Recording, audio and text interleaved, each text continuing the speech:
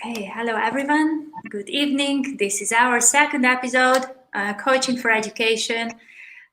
Introducing you another founder tonight, co-founder, and also as you already met Carla. She's also going to be here with us and interact with you. So please do join in and let the conversation start. So my name is Beatrix. And I am one of the founders of Coaching for Education, or Raise Awareness of Coaching and Education, which is R.A.C.E. And I would like to introduce you to Reenu Sahore, who is a co-founder and also a very well-known mindfulness expert in the UAE, as well as in many other countries. And she's super passionate about education. And tonight we are going to talk about the importance of mindfulness in the future of education. And we also want to know what you think about that. Is it important? Is it relevant? What is important about it? But before we get there, I would also like to welcome and to cheerlead Carla, who is very kindly agreed to be here with us and who is the host of Wonder and Wellbeing podcast. She was a special educator in the UK, and then she left to create her podcast, which since then has been bringing a very nice message to the world about the importance of well-being. And right now, beginning of next month, it's going to start some R.A.C.E. episodes. So she's going to have some conversations with us. So stay tuned and listen in. So let's start. Reenu, as somebody who has been in the classroom for many years, and right now you have been successfully operating your coaching business. So you are an executive life coach, but you also have mindfulness sessions. You do meditations from all over the world. So you are a very, very busy lady. And still you always make sure that you dedicate some time for education, to support the kids, to support parents, to support communities that need help. So what really motivates you there? What is so important about bringing mindfulness to education that you're happy to fill up your free time with? Thank you very much, Dr. Beatrix. It's a pleasure to be here. And my throat is a little bad, so please excuse me if you have a little bit of hoarse voice. So I'm sure that it'll be clear enough for you to understand. So yes, as far as education and connection goes, 21 years back, I started my career as a counselor, teacher in lower grades, and I still remember what connect you have with children and how influence children can be with a single affection and love.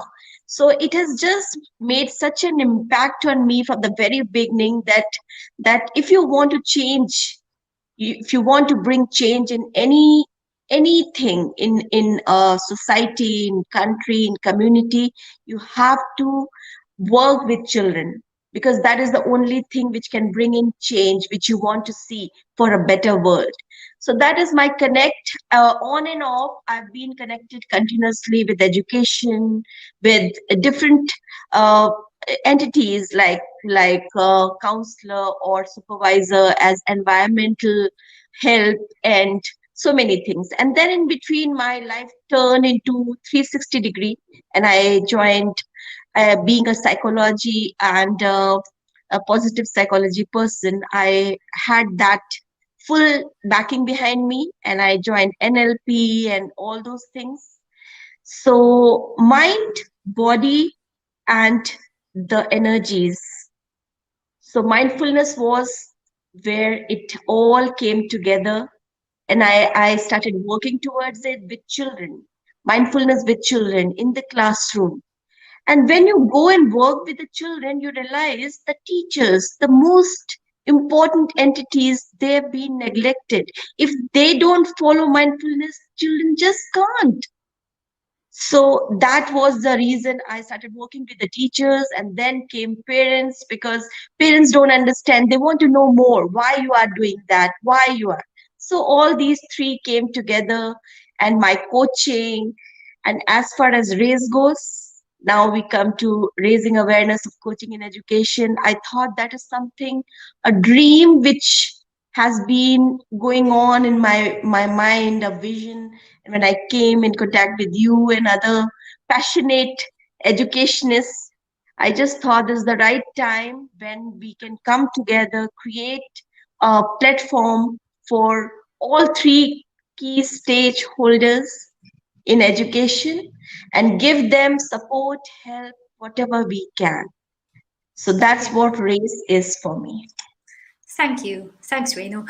I would just like to take a moment to welcome people who are joining us. So Jamila and Martin and Angela, really good to have you here.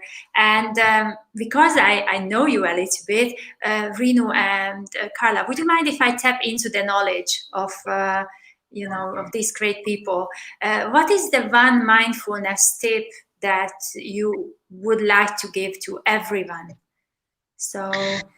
So I And just also, want to say, it's a question to you, Reenu. Sorry about that. And it's also a question to you, Jamila, Martin, and Angela. What is the mindfulness tip that you find really, really important? The top number one. Yes, Reenu. yeah, so for me, mindfulness has been used now as a very frivolous word. It is just used, just be in that moment and everything will be sorted out. So it is not that simple being there. It is, you have to let go of many things in your mind. You have to be in certain position, and you have to be in certain place, and you have to be in certain body, physical and mental situation. And that's where I will not call it meditation, just sitting in a quiet, clean place for a couple of minutes and trying to let go. That is where, when you get inside, your inner assessment starts. And that is what real meaning of mindfulness is, when you start going within and start being aware of what's going on within your body, mind, around you. And children are the natural mindful beings, and that's why mindfulness is so successful with children. So that's what I want to say. You have to, it's not that easy, just be there and just be in that moment and then forget about it. So it is a state of mind, so you have to practice and develop. Yes. That's what I You, want to say. you have people nodding there in the audience. Jamila is saying that mindfulness helps being more focused in the moment. And Angela just highlighted what you said a minute ago, that it's more important than ever now to be mindful. And for Martin, it's important to start with, why are we doing this? So his tip is would be to give teachers permission to explore mindfulness. So I'm wondering, because Carla is also here, and Carla, you have been teaching in a classroom for a little bit, maybe not a little bit, maybe for many years. I don't know the exact number. You look ridiculously young, so I don't know. I don't know. But how did you experience mindfulness? What do you have done for mindfulness? Create space for it when you're in the Sorry, Beatrix, I missed that. There was a bit of an echo. Can you just yeah, repeat?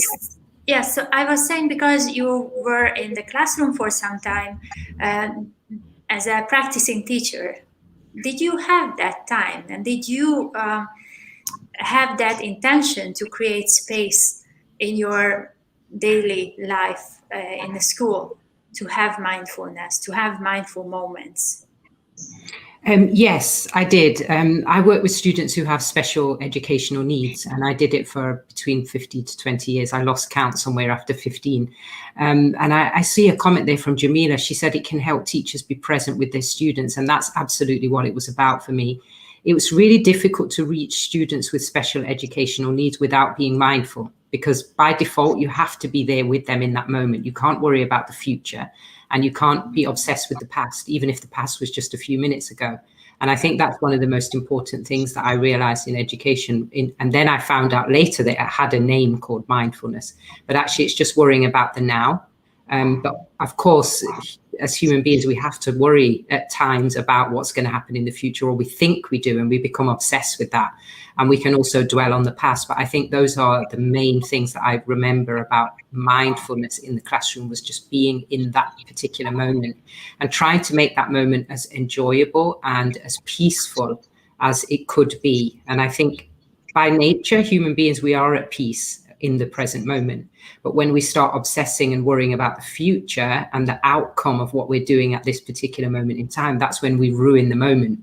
And that's definitely true in education, but certainly true with special education, where their children have got such complex needs and have been taught by adults to be anxious and obsessed with the past and worrying about the future, which really doesn't help at all in education, not for teachers or for the students.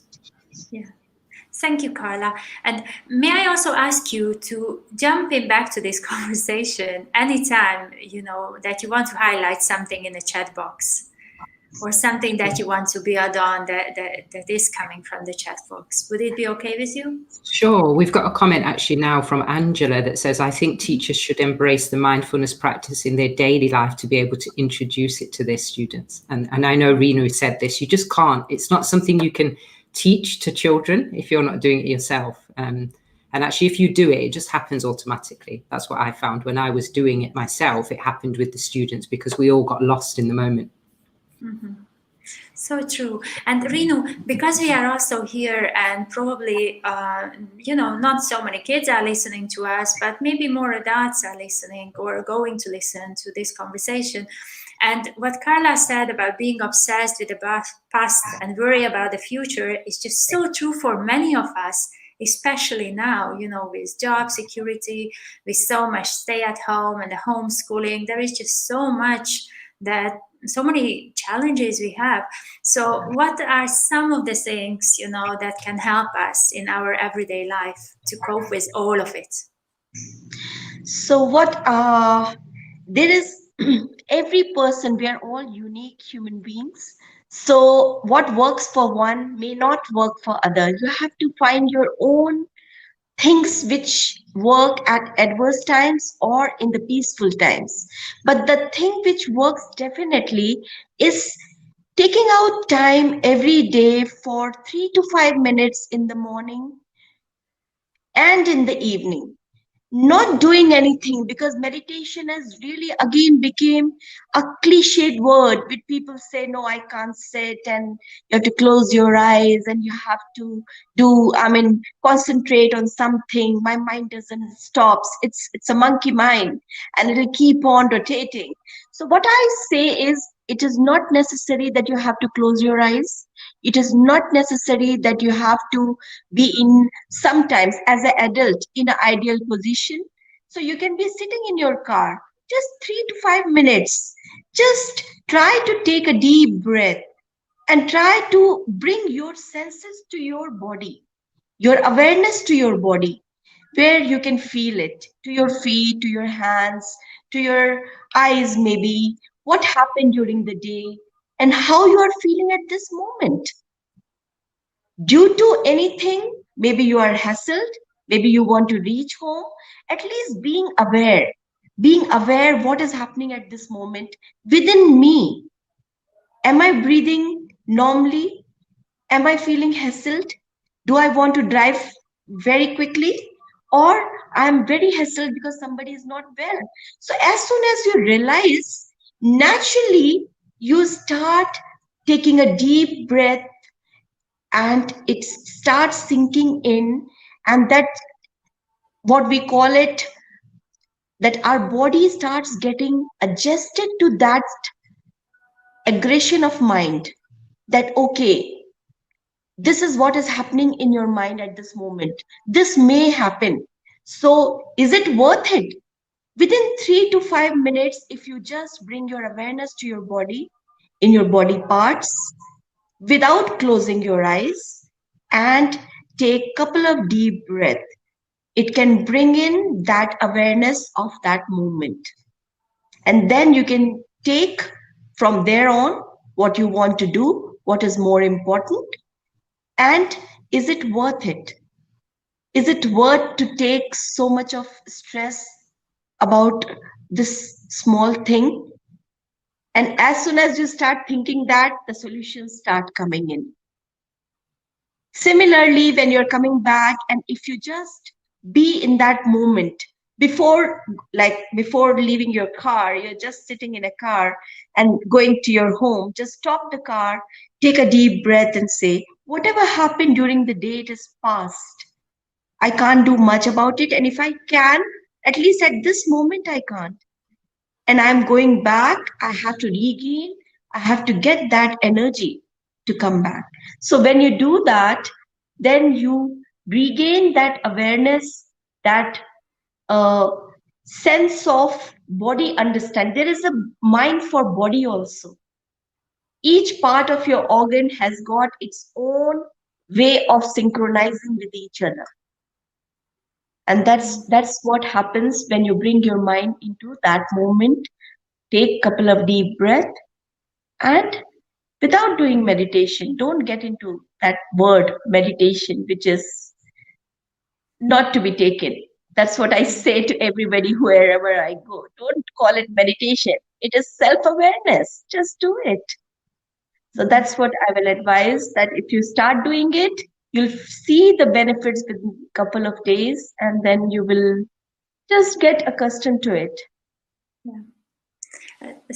Thanks for that, and that's a very useful and very much needed activity to build into our everydays. And Carla, just checking if maybe there are some other tips or advice coming from the people listening to us.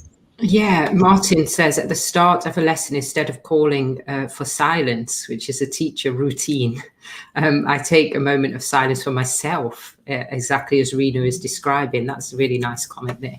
And Angela says, what Reenu is saying would be amazing to implement before starting the class, 1 to 2 minutes to be aware of what we are bringing into class. I love that. It's all about the intention before you start your lesson. Jamila says, it's a very beneficial practice before classes. I know few schools are using mindfulness for students before exams, for example. Martin used that word earlier about giving teachers permission to explore it as well. I remember when I was teaching, one of the most embarrassing moments for a teacher was if someone from the administration came to your lesson to do an observation and you weren't doing anything and the students weren't doing anything either. It was like you've committed the biggest sin because you're actually having a moment where nobody's doing anything. So I think there'll be some need to change some education mindsets and cultures before mindfulness will really be adopted. I don't think that some schools are ready to see teachers being silent and students being silent all at the same time. Yeah. It's usually one or the other, isn't it? Yeah. So, yeah. It's a good point. That's a great example as well. And thank you, Carla. How can it happen? Like, it's a mindset shift. It has been for generations the norm. What Carla was describing. And yes, we are awakening to something new. Yes, we are realizing how important mindfulness is. And yes, we have more resources and more people talking about it, educating, raising awareness. How do you think it can happen? What are the next steps evolving in front of us? I think teachers drive the change. I know that governments and other people like to believe that they do, but teachers do drive change. And I think once enough teachers adopt things as their practice and show that it's effective, then it starts to become more widespread. So I think teachers have to be courageous and continue to push for change through their practice, because the results will be evident and then nobody will really be able to argue with it. It's not like documentation or these white papers and things that come from people who know nothing about what happens in the classroom. And then they need to test them out. And then they end up failing anyway a lot of the time and they go back to the drawing board. But it's not like that with teaching. When you do it in the classroom and the results are evident, everything else changes as a result of that. So I think they need to stick to being courageous and bringing the change themselves. Yes. Thank you. What do you think, Reenu? Where do you So, see this movement going? see, I think the leadership also needs to be understanding the need. What we are looking for in children is focus, attention. We want them to be self-sufficient. We want them to be understanding, getting, knowing what is teacher wants or what is required from them. How all those things will be able to imbibe on them till the time you make them realize inside everything comes from inside you. So till the time they can assess themselves that what's happening, what emotion, feelings, how they are feeling about certain episode. If they don't realize that, they will not be able to understand. And then we are trying to give the education which is all what world requires, not what a single human being requires to be successful. So, like, I just want to share here one example. Like, I mean, a year back, I mean, a year schools and colleges and everything has been closed down due to Corona. So I remember I was in some school and there's high and middle level students. And what I do is I ask them sometimes that, okay, I want to know that what last 1 month, what were the emotions or feelings which you can describe in adjectives, like a few of the adjectives you can put in. And stress and anxiety and negativity, and I felt bad, I felt horrible came more often. And that has not even been asked by the teachers or parents or anybody. So what you remember, you don't remember the incidents, you don't remember anything else. You remember these words because that accumulates. So till the time that conversation starts, that silences start, where you go within and find out what's happening, how can you expect to imbibe the education which you are looking for or the human beings what we are looking for in the future? So Yeah. that's what I feel is required. Yeah, what you both seem to be talking about, and maybe there is also something related to this in the comments, that it's about leading by example. So even if we talk about the corporate world, we talk about schools and admin and principals, or we talk about parents being role models, they are kind of leading by example. But if I'm a parent that is not really leading by example and I don't even realize it, so I just go on like the catch 22, when is it going to stop? What is going to help me to break out from this vicious circle? And it's just as much a question to you and Carla as it is to people out there in the audience, to Jamila, Martin, and Angela. What is going to help to break out? Oh, Carla, I think we cannot hear you. I can see you talking to us, but yes. Sorry. Yeah, we've got some comments actually that are quite interesting and feed into what Reenu was just saying about stress and anxiety. Martin says, at my school, a much loved teacher suffered a heart attack. When he returned to teaching, he was much thinner and used yoga to maintain a calm state. Of course, when he offered to teach us yoga, we joined his after school class. Yeah. And that's quite a common experience, is to see teachers burn out, go away from school with the health issue, and then really get a wake-up call and come back and not only do it for themselves but for their colleagues. That's a great comment there from Martin. Jamila says the change has to start from raising awareness at the top to influence the practice and include it as a regular practice. And Martin also says when key people, i.e. admin, understand the benefits, then the permission to do these things appears. And Angela says exactly in agreement to him.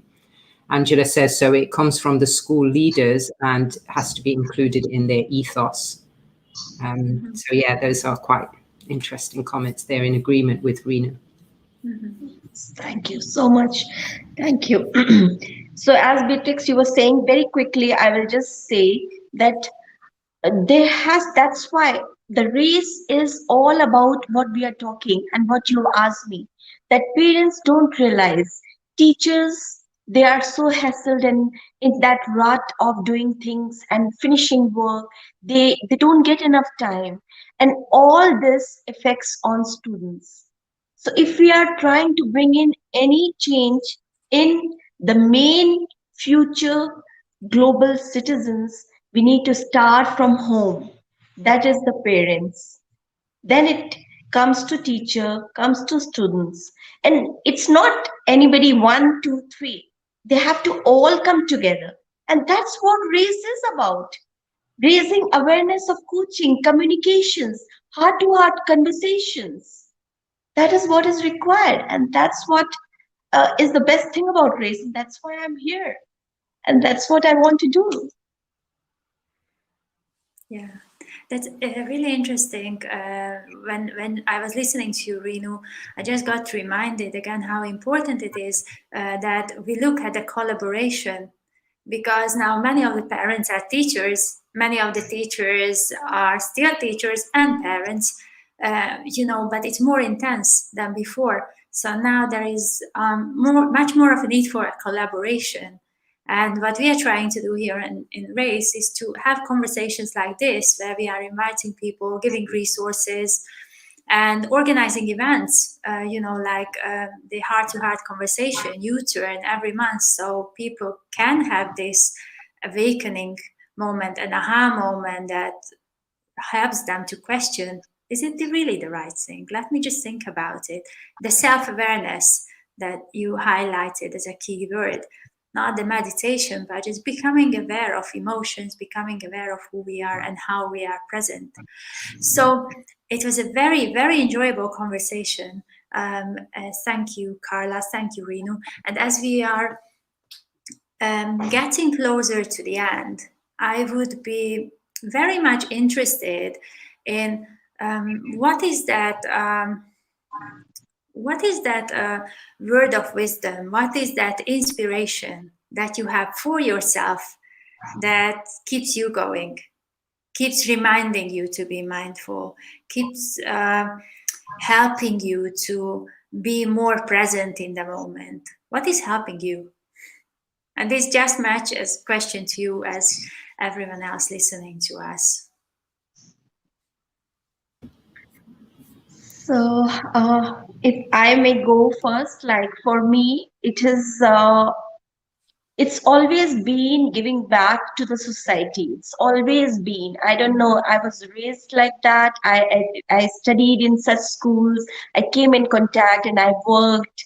So it was always that whatsoever way I can give back to the society. So everybody doesn't get that opportunity to imbibe and read and study and be able to understand what exactly the education can do in their lives. So if I can be a mode, so I will try to get whatever I can. I will go out there and give it back to the society so that we can have a better future. We can't live in the boxes now, more so with the world coming together digitally after Corona. So we need to understand each other. We need to understand ethnicities. We need to understand everybody's mind. So that is my reason for keep on getting up every day and keep on giving back to society what I have got in my life. Thanks, Reenu. Carla? Yeah, I will just read the last couple of comments before I answer that, Okay. if that's okay, Beatrix. So Martin says, he's got a suggestion, quite a funny one. He says, so we kidnap the school admin and take them all on yoga retreats. And he says that there are schools that practice some form of mindfulness and have trained their staff in the mindset and skills. And when the benefits are visible, others will follow. I think that's true. I saw that in my experience. So in answer to your question, I always remember this word wonder, and I love it. It's one of my favorite words, wonder and wonderful. And you even use them quite a lot. And people often ask me why I called the podcast Wonder and Wellbeing. They get the well-being bit, but then they're like, wonder, did you just choose that because it begins with W? But no, because that to me is what learning is. I see learning as this natural state of wonder. And I've seen it all throughout my career in children. And then I've seen it disappear, because of things like them not being able to practice their innate state, which is just to be having this wonderful time in their learning experiences. And so I always keep this in mind, that that's what I'm trying to preserve in a child if they still have it intact. But if it's gone in a child or in an adult, which is more common to be the case, how can we get it back? And for me, when that state of wonder is there, the person is in a state of well-being naturally, and they're enjoying their life and they're learning and they're achieving everything that they could possibly achieve. But it all begins with that. It's like the soil for a plant. If it's not right, it's not going to grow right. And so for me, I keep that word in mind whenever I'm doing anything. And that's why I use it in my work, you know, and in the podcast. So, yeah. Back to you, Beatrice. Thank you. So let's summarize it like keep wondering and stay wonderful and give back. Yeah. All right. Thanks for joining tonight. And everybody, see you next Wednesday, 7:30. And it's going to be a different guest. So stay tuned and follow Coaching for Education. Bye-bye.